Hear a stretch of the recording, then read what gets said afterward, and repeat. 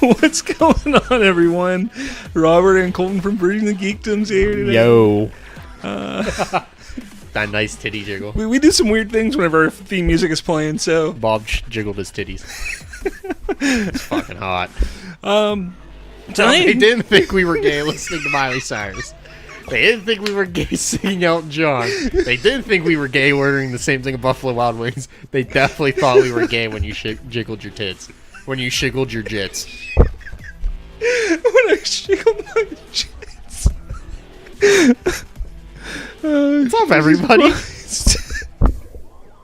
That's how this review's gonna go, I guess. I guess that's how it's gonna go, huh? So what's going on? This is Bridging the Geekdoms Ant-Man and the Wasp review. We just got back from seeing the film at our local-ish AMC theater. Yeah. Using our nifty little movie pass cards that we always use. Which might turn into the AMC A-list. At least one of us is going to switch to be able to review that and talk about that as well. So, and then eventually both of us. Probably is what's going to happen, yeah. I got to find out when my movie pass is due to end, and I'll just end it and then get and then that. just go to it. Mine's a little harder. I got 2 dates to kind of... Yeah. It is what it is. Yeah. So, this is just going to be Ant-Man and the Wasp review, talking about it. So, we're going to do a quick little non-spoiler review of our thoughts. It fucking sucked. And then we're going to do a spoiler-filled review. It fucking sucked. On what we think of the film and what it could happen sucked. after the film. Nothing. Because it's irrelevant. Because Ant-Man sucks. Okay. So, non-spoiler, Colton, go for it. What do you think... how did you feel about it? What did you like? Did you not like non-spoiler? it? Non-spoilers. What did you like that you... Nothing that would spoil it, but what did you like? Ghost was cool. I agree. Ghost, I think... I think her name was said before the movie started, so... Yeah. Elvira or something, or Ira, or Ezra. Yeah. Ezra Miller. But no, Ghost was definitely a high point. Yeah, I agree. I think Ghost was probably the second best part of the movie. But yeah, no, everything else basically sucked. Next to the stereotype scene. Yeah, I mean, honestly, that's pretty much the only thing you like about it? Yeah. Oh, damn. I mean, I just don't like Ant-Man. The Wasp was cool. The fight scenes were cool, but the overall story and the contribution to Infinity War as it took... Well, can I say that? When it took place? Yeah. Kind of took place somewhat before, during? Yeah, I mean, that was kind of mentioned prior to the movie even coming out. It takes place... Somewhat kind of during? Yeah, before, during. It literally takes place within 3 days. Yeah. The whole movie is within 3 days. It's really doesn't make sense when you think about it. Because that doesn't feel like it would be 3 days worth of shit. Like, at all. I don't understand that. Yeah, well, it is what it is. I mean, from my standpoint, non-spoiler-ish, the story wasn't terrible. It was a decent story. However, it doesn't really fit into the overall cinematic universe of Marvel. It makes no sense in the storyline. Well, I mean, it's not that it doesn't make sense. It doesn't. There's nothing that connects it with everything else. I mean, the chick who plays Ghost, Hannah John Kamen. First off, I think she's actually pretty attractive, but that doesn't, really, it doesn't hurt like her character. Like it doesn't help or hurt her character at all. Her character is really interesting. The special effects used for Ghost, I think, were amazing. She is definitely somebody that I would love to see at some point. I'm really loud, I noticed. But even like at the end of the movie, like her character's kind of like open-ended. Like what? Yeah. Like it doesn't conclude anything. Yeah. No, you're exactly right. Like there's nothing that like, is her story over? Is there more? Could there be more? What is there going on? So, let's see what else. Evangeline Lilly. I hate saying her name, but she is actually really good in this movie. Much better than she was in the first one. You actually like this picture. I'm looking at her now on Google. Man, she's ugly. You're on picture. Google. But she's actually, she plays a pretty big part in this, and obviously she's the Wasp. Ant-Man and the Wasp. It's not a spoiler. Whoa. Man, calm down. Yeah, but I think the Wasp, like if the first Ant-Man would not have been Ant-Man, it would have been Wasp, and then this one would have been Wasp and Ant-Man. Would have been 10 times better. Yeah, because it would have made sense. Wasp is so much of a better character than Ant-Man. At least the Ant-Man that we've seen in these two movies, because he's just boring and lame. Yeah, like he's it's irrelevant. And it's all about comedy with him, and it's. The comedy was pretty bad in the movie. I laughed maybe a total 3 times in the movie. And one we both lost our shit on. Yeah. But overall, like, it was just as bland as the first Ant-Man. So if you love the first Ant-Man, guess what? You're probably going to love this. And you have awful taste in movie. But, that's all for the non-spoiler. Like I said, just going to be a quick little non-spoiler. So in 3, 2, 1, we're going to be getting into spoilers. A spoiler alert. Spoiler warning. All right, so spoiler warning. Ant-Man and the Wasp. So it should have just been called the Wasp because the whole story is focused around her and her. Pretty much, yeah. Her story. I mean, essentially, the whole thing is about Hope and Hank rescuing Janet Van Dyne from the quantum realm. Yeah, and they have to utilize different technology. They need to get this tech to go to the quantum realm and save her. Now, Scott has a certain connection to her, to Janet Van Dyne, because of whenever in the first one, remember, he shrunk down, went into the quantum realm, and was able to get out. And while he was there, she connected with him in some way, and so there's this connection. Which, all kinds of crazy fuckery. Which it doesn't make sense to me. Like, I don't know how in that short amount of time that would have happened, but that's besides the point. So they are trying to get this technology. Walton Goggins, which you may know from Justified, the TV show Justified, as well as Sons of Anarchy, and I think he was the bad guy on Tomb Raider also. So he's been been around. Yeah, he's been around, but he plays a character who's like a black market tech dealer. Yeah, and kind of who owns a restaurant. So the Pyms. The Pyms have been Hank Pym and Hope. They've been on the run from FBI and the authorities because when Scott went to Germany to fight alongside Captain America, he broke the Sokovia Accords. So he was captured and put on house arrest, but they were still looking for Hank and Hope because it was their tech that he was utilizing, which I again felt was like that's kind of ridiculous. That's digging for a story. Yeah, because they had nothing to do with anything. They made the tech, but they didn't tell him or force him to use it. So again, for all the FBI could have known, he stole it. Exactly, because he's been known as a thief. So again, there's a lot of issues inconsistencies. Exactly, and just inconsistencies and not irrelevant and and reaching for things. Yeah. So that is what's kind of the idea behind it. Now we have Ghost who shows up, and at first Ghost is just like, why is she stealing? Like, because she essentially steals the tech that the Pyms need to go to the quantum realm for their quantum tunnel thing. Yeah. So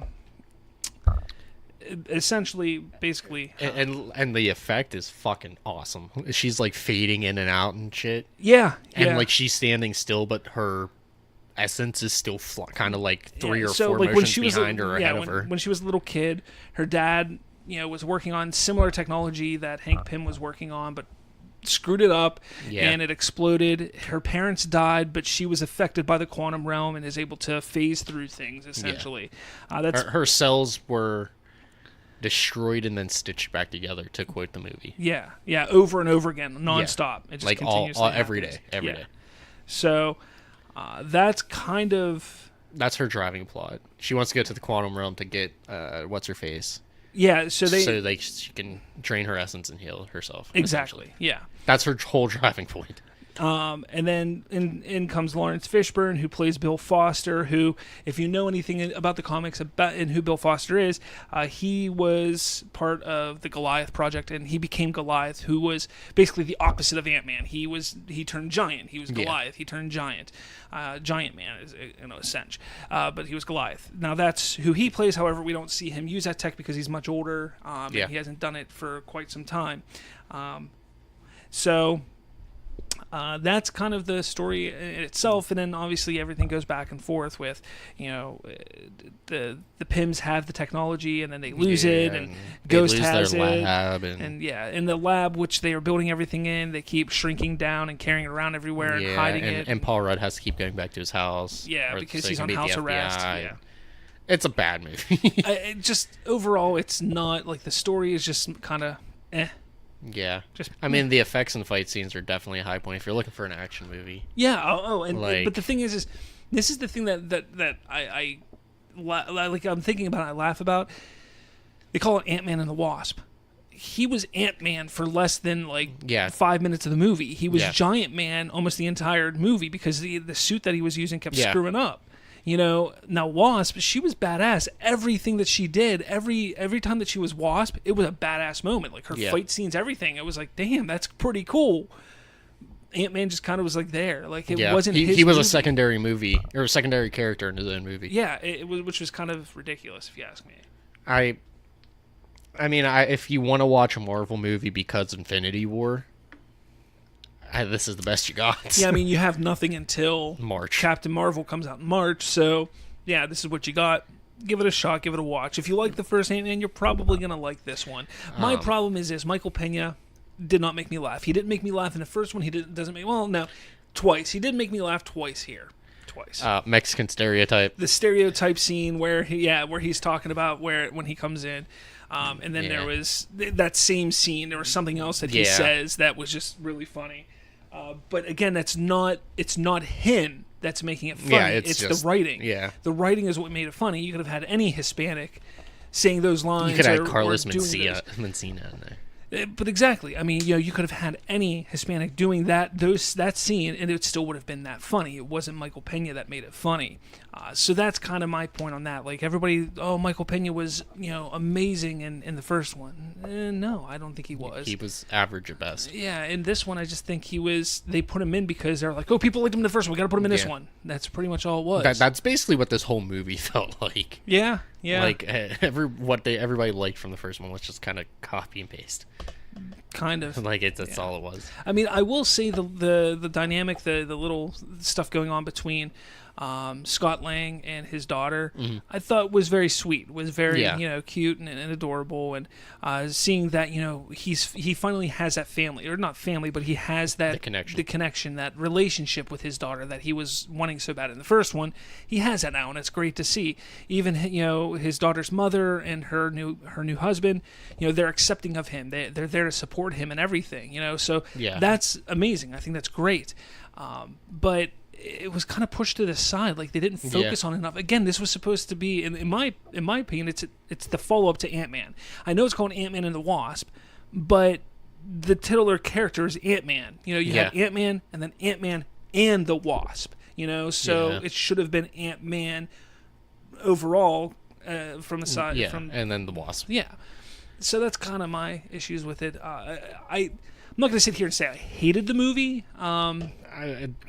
You know how I feel about it, man. But I mean, I'm not going to sit here. I'm not going to try and convince myself that it was a good movie. Because it was far from. It's just I sat there, I watched it, I laughed a couple times. The action was cool. Will you watch it again? Probably not. I've never seen this. I've never seen Ant-Man 1 again. I've watched it one time and I've never watched it again. How about the post-credit scene? Well, mid-credit scene. So we'll talk about the mid-credit scene first, because it's the only one that was relevant. So the mid-credit scene essentially is because at the end of the movie, they save Janet Van Dyne. They save her. They pour her out of the quantum realm. They save Ghost, question mark. Janet Van Dyne had evolved, or over the past 30 years, got these powers that were able to help Ghost a little bit and save her from dying. But yet she wasn't completely cured, as we find out in the mid-credit scene. Because the mid-credit scene is they create the quantum realm tunnel again, but in a smaller form in the back of a van. Yeah. And what they're doing is they're sending Scott, Ant-Man, into the quantum realm to collect some of the quantum realm essence to bring back to help cure Ghost. So you have Hope, you have Hank, and you have Janet all sitting there doing computer stuff, and they say, all right, Scott, you're going to be sent in there. Once you get there, get what you need, and then we're going to pull you out. No horseplay, no screwing around. We want to get this done. We don't want to lose you type of thing. So like, oh, okay, awesome, whatever, okay. So he goes into the quantum realm, and quickly, right away they go, all right, mic test, and they don't hear anything, and they're like, and then Scott comes over, I'm here, mic test, 1 2 1 2 3, and I'm like, all right, now get what you need so we can get you out of there.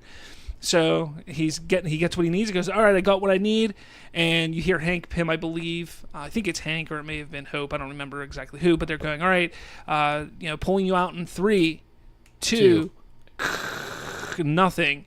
And he's like, guys, quit screwing around. Hey, you're the one that said don't screw around. Quit screwing around. Guys, hello. And it cuts back out to the outside world, and you see fading. That all three of them have turned to dust because of the gauntlet.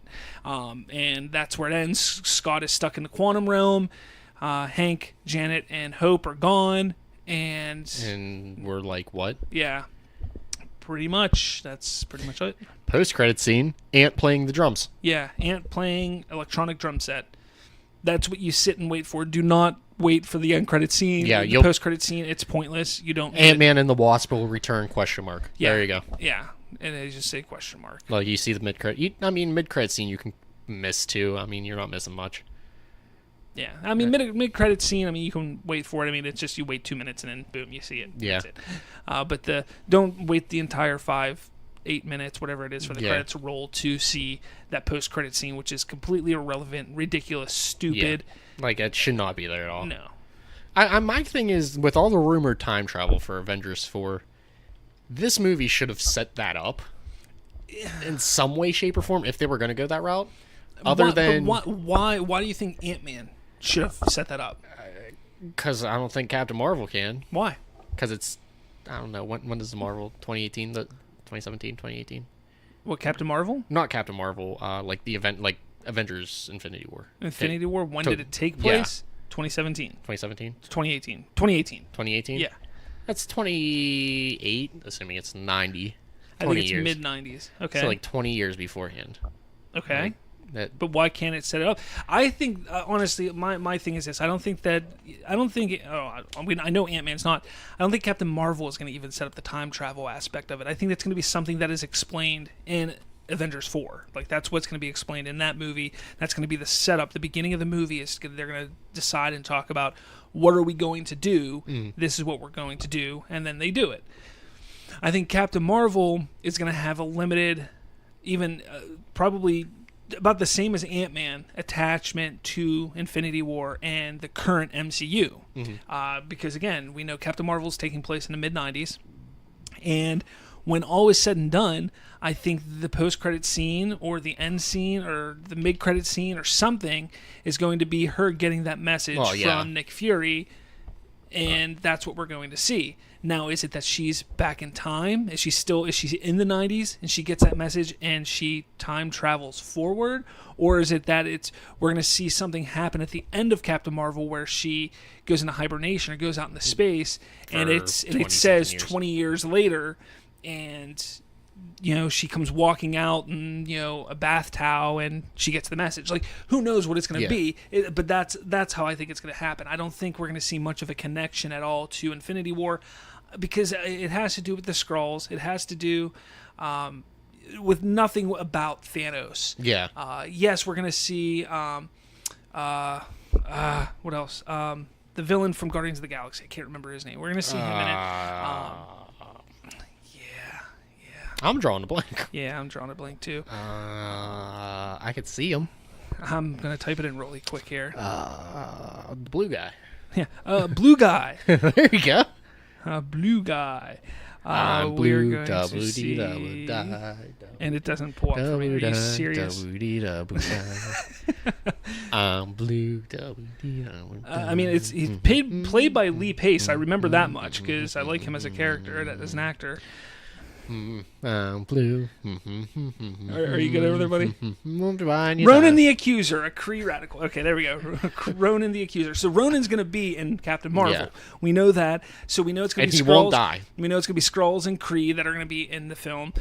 We know that Nick Fury's going to be there. We know that what's his face? Skinny penis. What's his face from Agents of S.H.I.E.L.D.? Coulson is going to be there. So we know these people are going to be there. You could be in there. Maybe. You can't be. Yeah, no.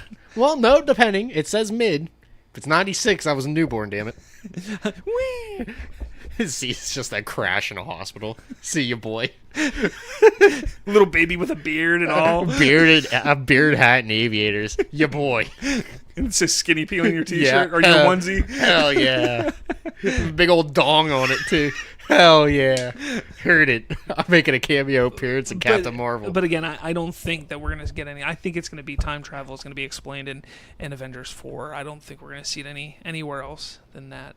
So I don't know. I just was hoping more from this movie. Yeah, At least more connection to it. I think we all were because of how we were left with at the end of Infinity War. Yeah, we were just like, what?